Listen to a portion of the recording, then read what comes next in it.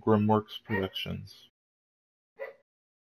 Hey guys, Romantics here, bringing you another Xur-Day review.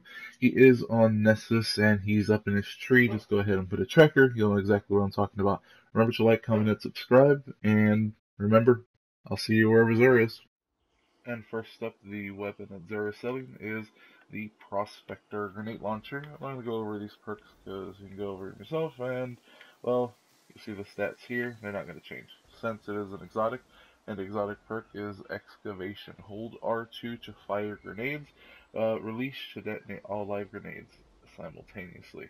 Grenade launchers are very weird. They don't work very well in PvP or PvE. So I would say just pass. The only reason that you would buy it, in my opinion, is if you don't already have it for your collection, your exotic collection, or if you think it looks cool.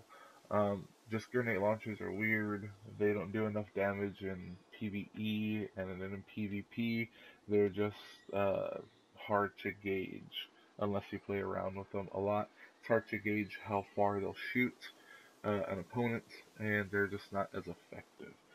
But either way, at the end of the day, it is a pass. Just save your shards. And first up for the hunter is bow tracker. You have your resilience or you can do your recovery, which both of these are pretty good. The exotic perk is relentless tracker. Visual markers targeted enemies deals more damage to low health marked enemies.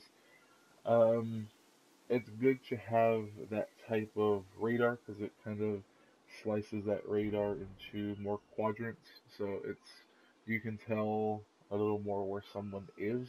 It does mark them visually, so they're gonna have that little X, when they run around. Um, but that deals more damage to low health marked enemies. I mean, they're already low health.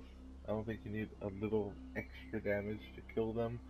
Um, so in PvE, I don't see you using something for tracking purposes. I see you using things for, uh, bettering your loadout, and the same for uh, same for PvP.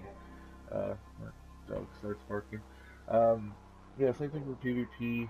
It's just not as good as you would think. I think there's just better armor to use. So if you don't already have it, go ahead and buy it.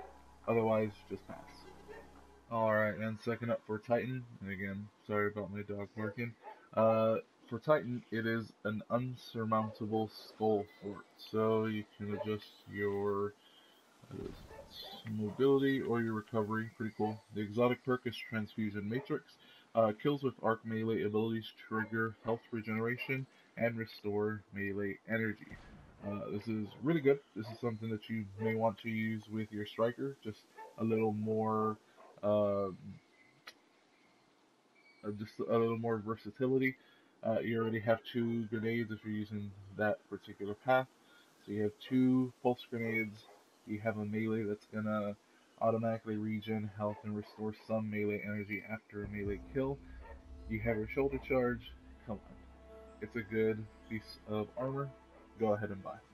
And lastly, for Warlocks, we have a helmet, Eye of Another World. You can enhance your mobility and recovery. The exotic perk is Cerebral Uplink. Highlights priority targets and improves the regeneration speed of your grenade, melee, and rift abilities.